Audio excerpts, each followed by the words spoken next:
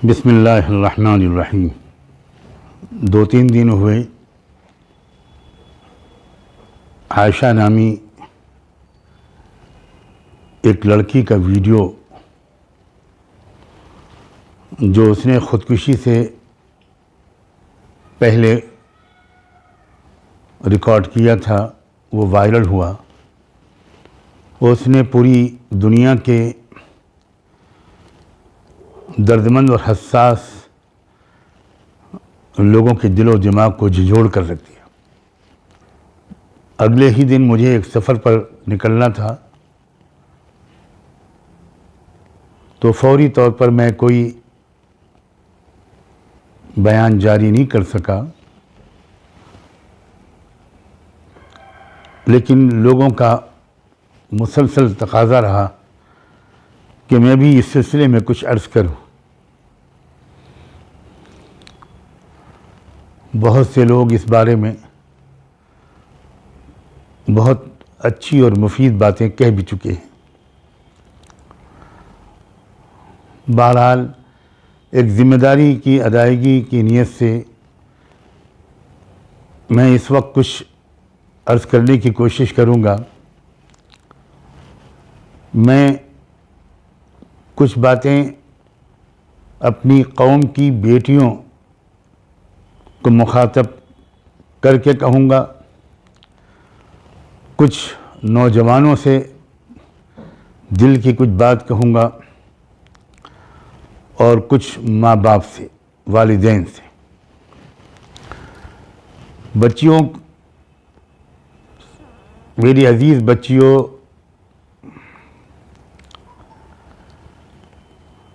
ज़िंदगी, मोहब्बत और शादी की असल हकीकत को समझने की कोशिश करो।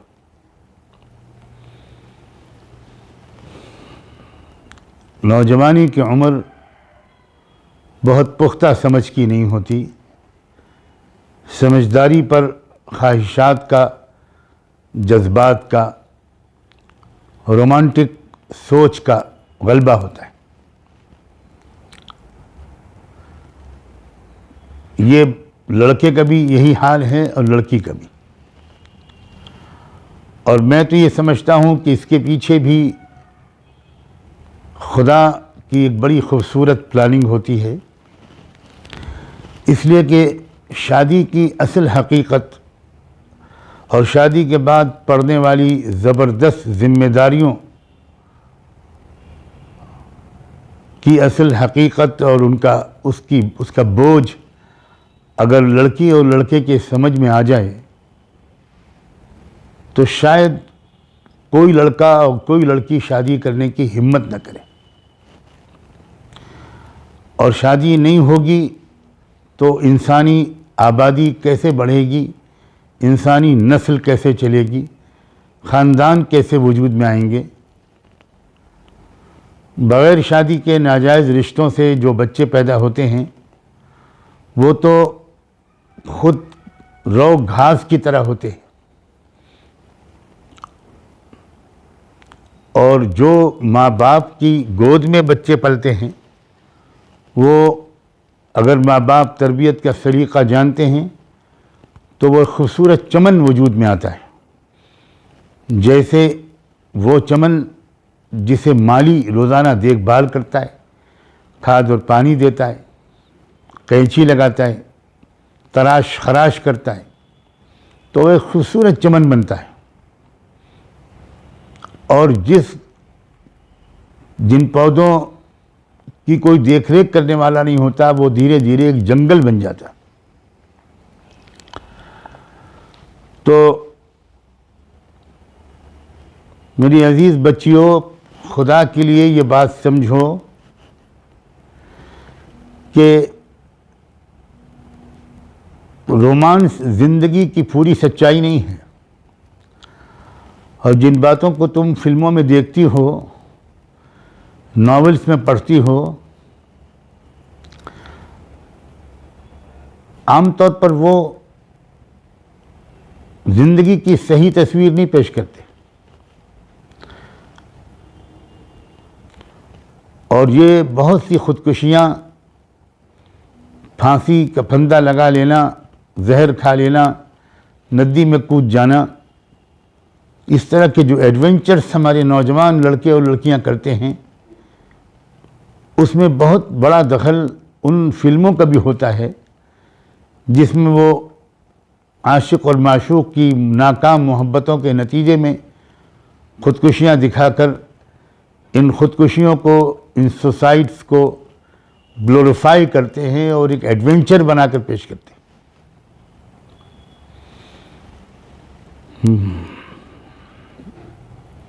बच्चियों, मेरी अजीज़ बच्चियों, पूरी दुनिया में फैली हुई आयशा की तमाम बहनों,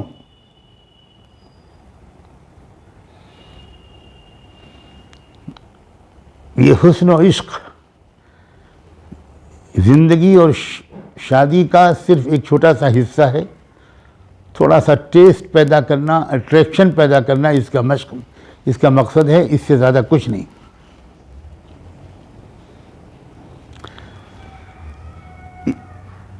वो तमाम बच्चियां जो जिन तक की मेरी आवाज़ पहुँचे, वो खुदा के लिए अभी से सीरियस हो जाएं। वो समझें कि ससुराल जाकर उनको ज़िंदगी कैसे गुजारनी है। वो सीखें, अपनी माँओं से इसरार करें कि प्लीज़ मम्मा मुझे सिखाइए कि जब नए घर में अगर मैं जाऊंगी और मेरी किस्मत में लिखा है तो मुझे वहाँ कैसे बिहेव करना होगा। क्योंकि बच्चियों, बहुत बड़ी कुर्बानी एक लड़की देती है कि जिस घर के आंगन में वो खेलती है और लापरवाह और बेपरवाह और बेफिक्र होकर वो ज़िंदगी गुजारती है और उसकी बहुत सी कमज़ोरियों को उसकी माँ छुपाए रखती है। माँ तो अजीब चीज़ है। वो अचानक जब ससुराल जाती है तो वो एक नई दुनिया में जाती है जहाँ उसको मोहब्बतें हासिल करनी पड़ेंगी, अपने अखलाक से, अपनी अक्लमंदी से, अपनी समझदारी से, नाकाबिल बर्दाश्त चीज़ों को बर्दाश्त करने से। क्योंकि मेरी बच्चियों, मैं ज़रा साफ लफ्ज़ों में कहना चाहता हूँ, ससुराल में इक़्तिदार की, पावर की जंग शुरू होती है। मैं बहुत अहम बात कह रहा हूँ, पावर स्ट्रगल। क्योंकि उस वक्त तक घर की मालिका तुम्हारे शौहर की माँ यानी तुम्हारी सास होती है। जब तुम वहाँ जाती हो तो 2-4 दिन की मोहब्बतों के इजहार के बाद सास को ये महसूस होने लगता है कि अब मेरा इक़्तिदार किसी और की तरफ सरक रहा है, अब कोई और चलाएगा इस घर को। और ये वो बेचारी सास, और मुझे कहने दो कम अकल सास, कम समझ सास, वो उसी वक्त उस बहू को अपना एक हरीफ समझने लगती है कि ये मुझसे मेरे पावर को छीनने के लिए आई है। वो तुम्हारे शौहर की बहन और तुम्हारी नंद, वो भी अजीब निगाहों से तुमको देखना शुरू करती है। शुरू में 2-4 दिन दिखावे की खुशी और मोहब्बत के बाद जब ज़िंदगी नॉर्मल होती है तो फिर उसके बाद अब मसला शुरू होता है। बहन कहती है मैं ससुराल में जाकर खिदमत करूँगी, अभी तो भाभी को सब काम करना चाहिए। और अजीब अजीब छोटी छोटी चीज़ों पर झगड़े शुरू होते हैं।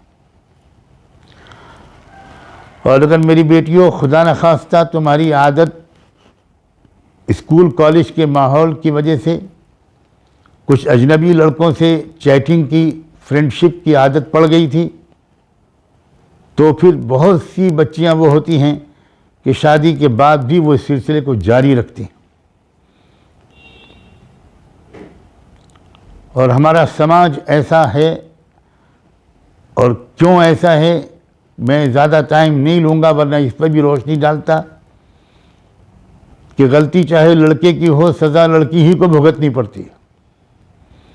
खरबूजा छुरी पर गिरे तब, छुरी खरबूजे पर गिरे तब, कट्टा खरबूजा ही है, चाहे सारा जुर्म लड़के का हो, लेकिन बदकिस्मती से हमारे पड़ोस की समाज की बुरी आदतों की वजह से, और मैं किसी और को क्या इल्ज़ाम दूं, इस वजह से कि हमारे अक्सर माँ बाप बच्चों को कुछ नहीं सिखाते, कोई तरबियत नहीं करते। बहुत ज़्यादा दीनदार हुए तो नमाज डांट डांट के पढ़वाने लगते हैं। इस बात को मैं तब ज़्यादा वजाहत से कहूँगा जब मैं माँ बाप से बात करूँगा। अभी तो मैं बच्चियों तुमसे अपनी बात पूरी कर लूँ। प्लीज़ बच्चियों, ज़िंदगी की असल सच्चाई को समझो। बिलाशुबा ज़िंदगी को पुरकशिश बनाने में अल्लाह ताला ने मर्द और औरत के अंदर एक दूसरे के लिए कशिश रखी है। ये अल्लाह की प्लानिंग का बहुत हसीन हिस्सा है, लेकिन ये असल ज़िंदगी का मकसद नहीं है। ये हरगिज़ ज़िंदगी का असल मकसद नहीं है।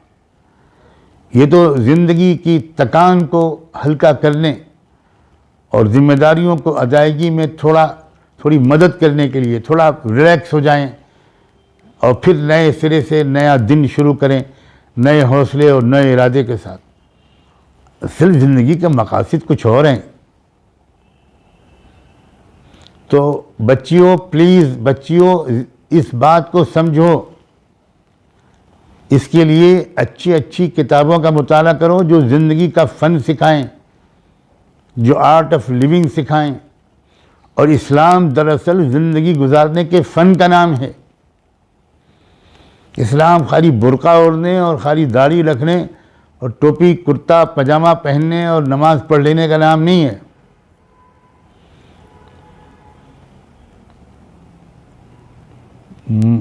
उस आयशा का चेहरा जिसने भी देखा है, उसने देखा है कि वो अपने दिल के जज्बात को अपनी मसनूई मुस्कुराहट के पर्दे में किस तरह छुपाना चाह रही हैं। लेकिन मैं ना आयशा के माँ बाप का दिल दुखाने वाला कोई लफ्ज़ बोलना जायज़ समझता हूँ, ना अपनी किसी बच्ची पर कोई इल्ज़ाम लगाना मुनासिब समझता हूँ। बच्चियों, तुम सब मुस्तक़बिल हो, तुम्हारी इज़्ज़त से हमारी इज़्ज़त वाबिस्ता है। लेकिन प्लीज़ प्लीज़ खुदा के लिए, ये जो कॉलेजों में पढ़ते हुए किसी लड़के से मोहब्बत कर लेना और उससे अपने दिल को का सौदा कर लेना अक्सर बड़ी नाकामियों का सबब बनता है।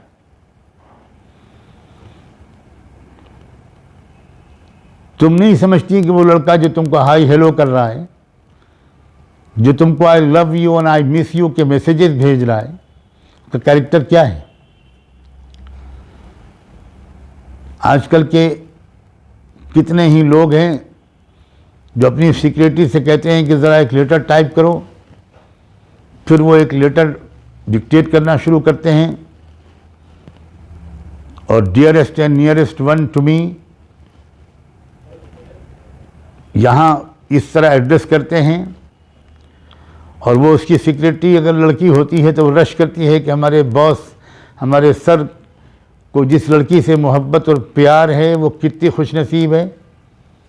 हमारे सर तो मिलियनायर हैं और ये किसी लड़की को ख़त लिखवा रहे हैं कि मैं तुम्हारे बगैर जी नहीं सकता, तुम रातों को सपने में आती हो, दिन रात मैं तुमको याद करता रहता हूँ। और जब वो ख़त मुकम्मल होता है तो वो कहते हैं मेरी कंप्यूटर खोल कर ज़रा लिस्ट ले लेना, 18 लड़कियों के नाम हैं, सबको ही लेटर भेज दो। तब हकीकत खुलती है उस सिक्योरिटी के सामने कि हमारे सर कितने बड़े बेईमान, कितने करप्ट, कितने झूठे और कितने बेवफा हैं। और काश कि मेरी ये बात बिल्कुल गलत साबित हो जाए कि आजकल लड़के जो मोहब्बतों के दावे करते हैं वो अक्सर इसी कैरेक्टर के होते हैं। मुझे ये बात मालूम हुई है कि आयशा जब गई थी गुजरात से राजस्थान और जहाँ उसके मामू रहते हैं, मामा रहते हैं, ननियाल उसका वहीं है, और हर छुट्टी वो वहीं गुजारती थी, और उसी गांव में वो लड़का रहता था, और वो लड़का बड़े मालदार घराने का था। वहीं से दोनों के दरमियान दोस्ती हो गई। अब ये आयशा क्या जाने बेचारी कि इस लड़के का कैरेक्टर क्या है। उसने इसको खूब मोहब्बतों के वादे किए, और बिल आखिर रिश्ता भी आ गया और शादी भी हो गई। और आयशा के गरीब माँ बाप सोचने लगे कि मेरी आयशा बड़ी खुशनसीब है कि मैं गरीब घराने की लड़की हूँ और मेरी शादी इतने मालदार घराने में हो रही है। या माँ बाप ने भी बड़ी खुशी की होगी, उधार ले लेकर वो सारी शादी की। और ये भी बाज़ चैनल्स ने जिन्होंने पूरा तहकीक करके इन्फॉर्मेशन दी है, जिसमें शायद बीबीसी भी शामिल है, मिल्लत टाइम्स मशहूर यूट्यूब चैनल जो है, उसने भी ये बात बताई है कि असल में तो उस लड़के के अफेयर और लड़कियों के साथ भी चल रहे थे। ये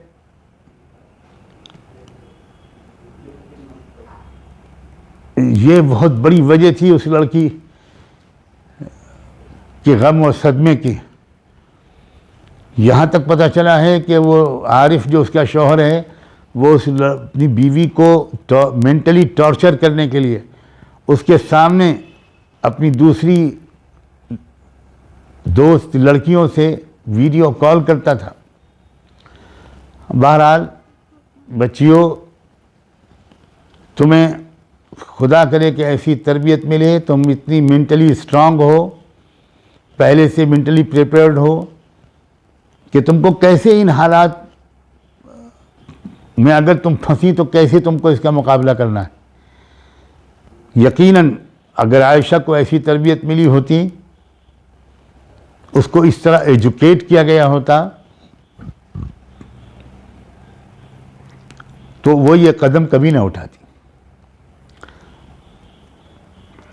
नहायत अफसोस की बात है कि शायद आयशा को ऐसी तरबियत नहीं मिली। अगर उसका अल्लाह से ताल्लुक़ मजबूत होता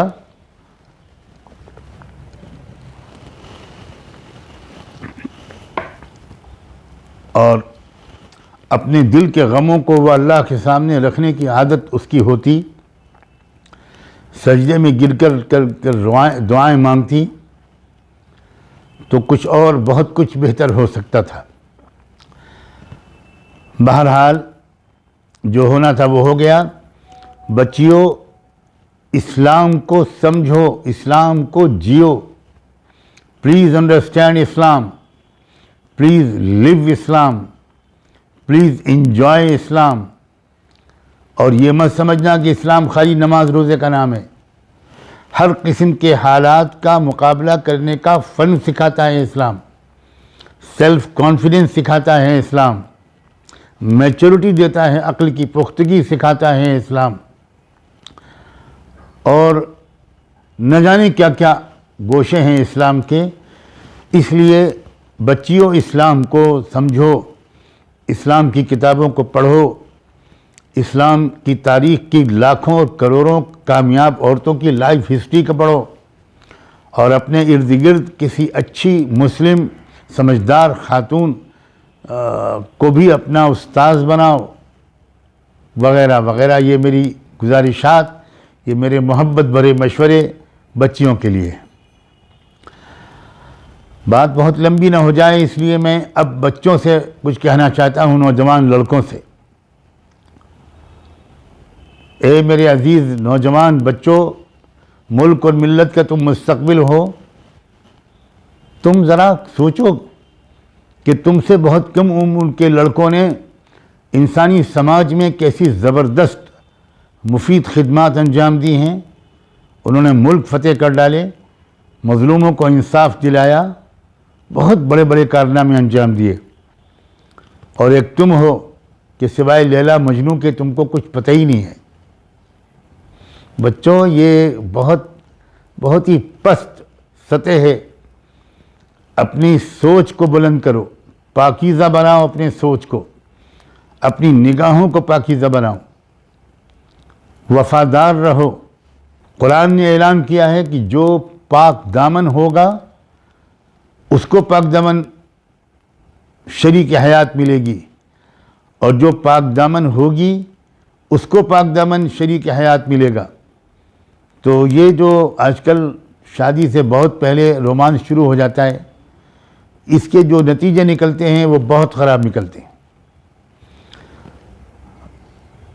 एक लड़की को ब्याह कर जब तुम लाओ है मेरे बच्चों, तो उसको मोहब्बत और प्यार दो, वफ़ादार रहो, फेथफुल रहो। उस लड़की को इतनी मोहब्बत दो कि वो ससुराल के एक एक फ़र्द से मोहब्बत करने लगे, उसको इज़्ज़त दो। ज़रा ख़ुद अपने को उसकी जगह पर रख कर ज़रा सोचो कि अगर तुमको अपने माँ बाप को, भाई बहनों को छोड़कर कहीं और जाना पड़ता तो क्या तुम एडजस्ट कर सकते थे?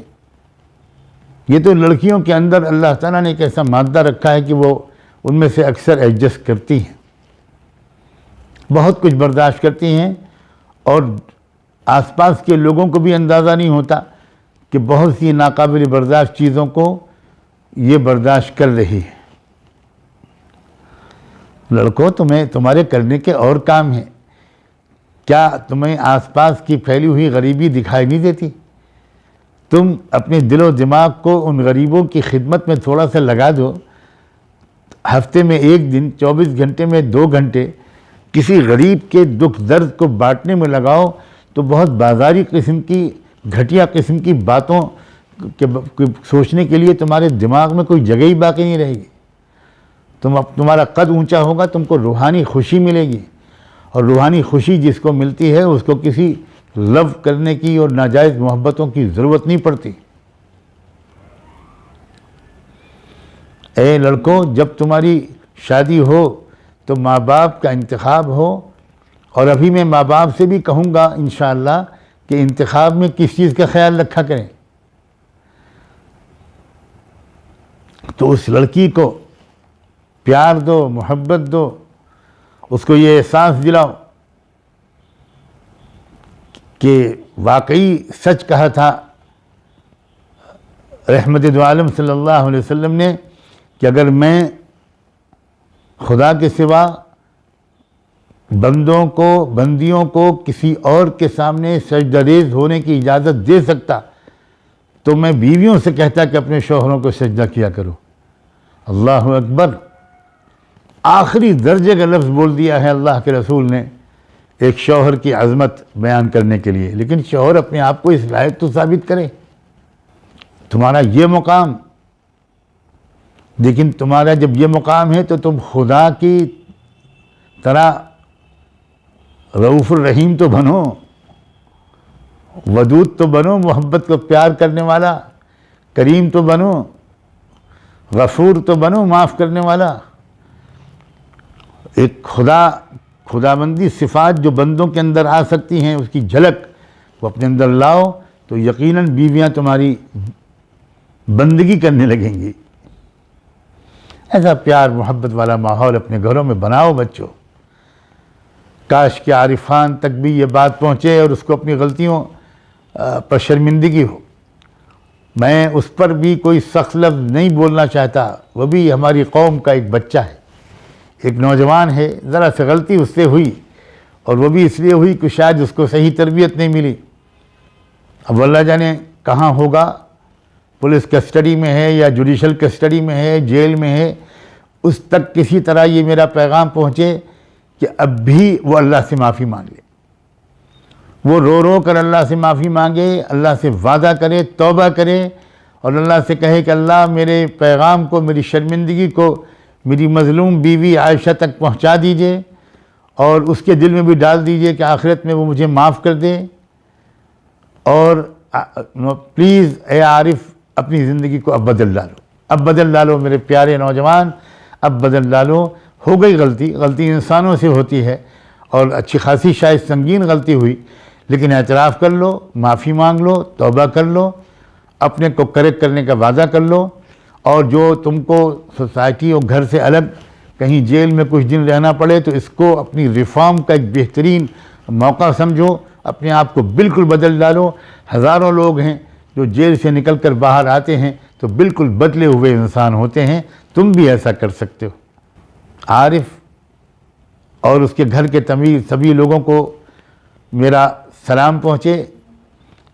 जो तकलीफ़ इस वक्त हुई है, खुदा करे आप सब ने भी इसको महसूस किया हो और आप सब लोग इसमें अल्लाह से माफ़ी मांगो, चाहे वो आरिफ की माँ हो, चाहे आरिफ की बहन हो, चाहे खुद आरिफ हो, चाहे कोई और हो सकता है कि जब आप दिल से अल्लाह से माफ़ी मांगोगे और उन आयशा के ख़ानदान वालों से भी माफ़ी मांगोगे तो हो सकता है कि आने वाली ज़िंदगी, ये खुशियों वाली ज़िंदगी और ज़हनी सुकून वाली ज़िंदगी तुम्हें मिल जाए।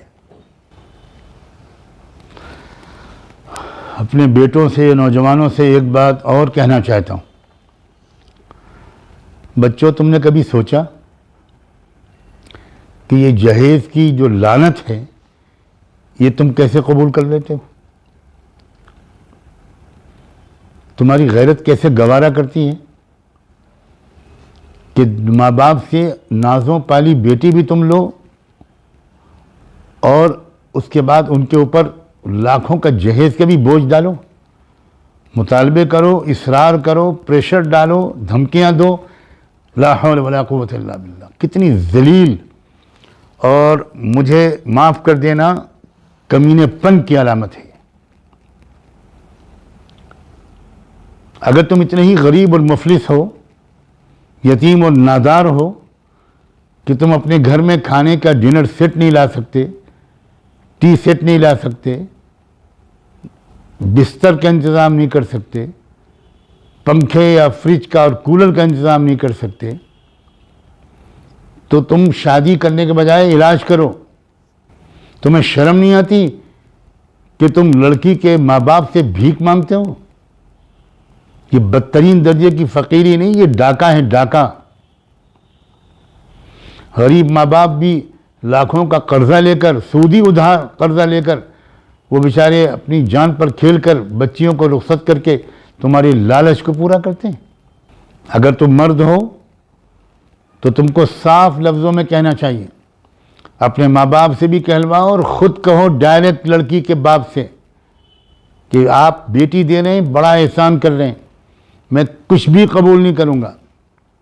मैं ये वादा ज़रूर करता हूँ कि अपने मुंह में लुक़मा रखने से पहले आपकी नाज़ों पाली बेटी के मुंह में लुक़मा रखूँगा और घर की ज़रूरियात अपनी कमाई के बलबूते पर धीरे धीरे सही सब जमा करूँगा। जो आराम पहुँचा सकूँगा पहुँचाऊँगा, मगर आप हरगिज़ हरगिज़ हरगिज़ मुझे कुछ न दें, मुझे आपसे कुछ नहीं लेना। ये एक समझदार मर्द का मुकाम है।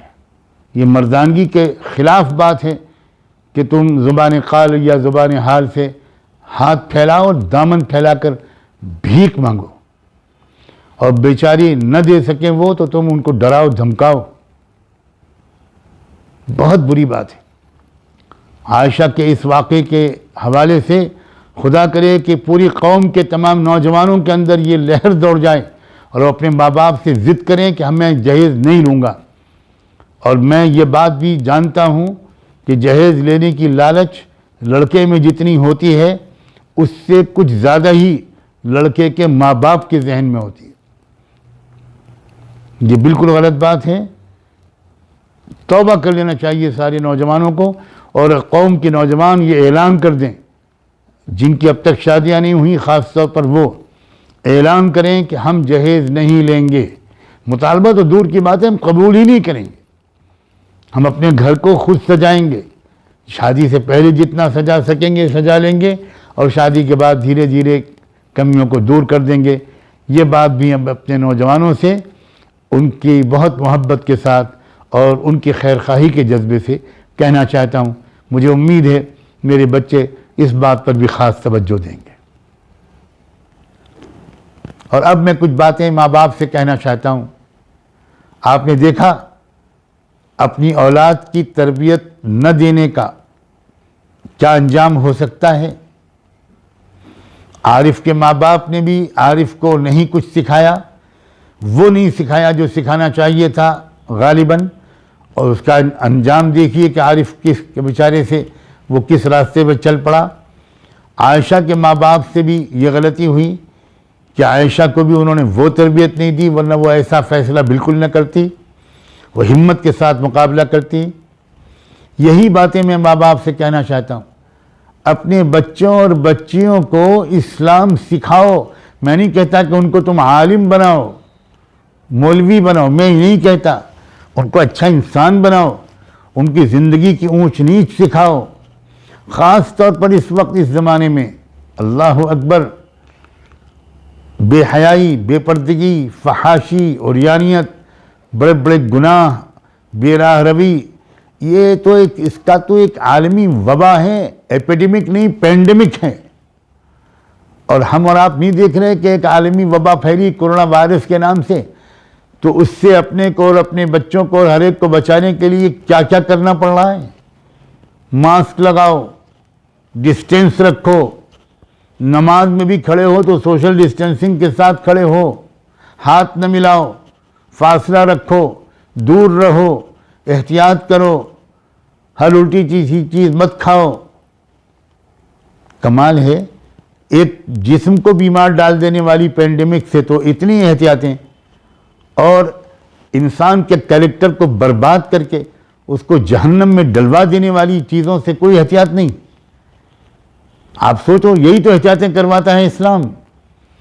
काश के माँ बाप आपने अपने बच्चों से कहा होता कि ज़रा फासले रखा करो, लड़के और लड़कियां एक दूसरे से फासला रखें, बेतकल्लुफ़ न बने, दोस्तियां न करें, ज़रा एहतियात रखें। आज कहा गया कि मास्क लगाओ तो सारी औरतें और लड़कियां मास्क लगाए हुए हैं।